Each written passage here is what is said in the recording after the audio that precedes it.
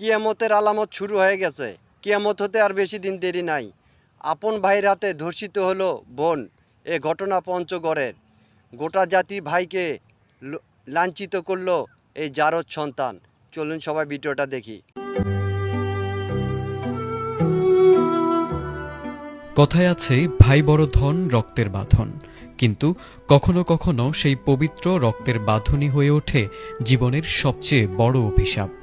যে হাত বোনকে আগলে রাখার কথা ছিল, সেই হাতই যখন পৈশাচিক লালসায় মেতে ওঠে, তখন ভেঙে চুরমার হয়ে যায় বিশ্বাসের শেষ দেয়ালটুকু। সম্প্রতি পঞ্চগড়ের অমরখানা ইউনিয়নে যে ভয়াবহ ঘটনা ঘটেছে, তাতে হতবাক হয়েছেন গোটা দেশের মানুষ।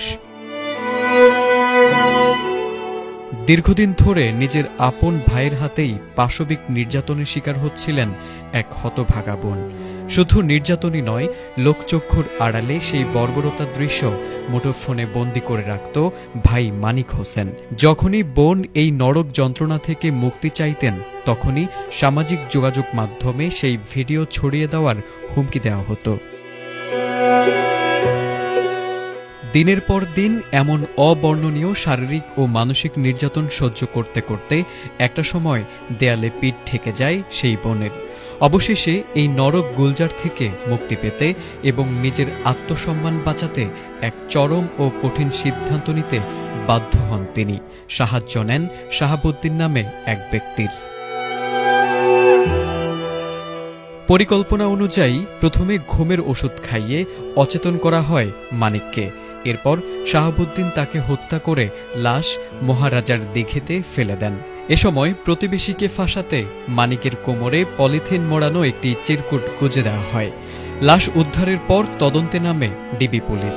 তদন্তে উদ্ধার হওয়া চিরকুটের লেখার সঙ্গে নিহতের বড় বোনের শয়ন কক্ষ থেকে উদ্ধার করা একটি ক্যালেন্ডারের লেখার সঙ্গে মিল পাওয়া যায়। প্রায় 3 থেকে 4 মাস পূর্বে ডিসিস্ট মানিক আপন বড় বোন সমলা আক্তারকে জোরপূর্বক শারীরিক সম্পর্ক স্থাপন করে এবং গোপনে ভিডিও ধারণ করে।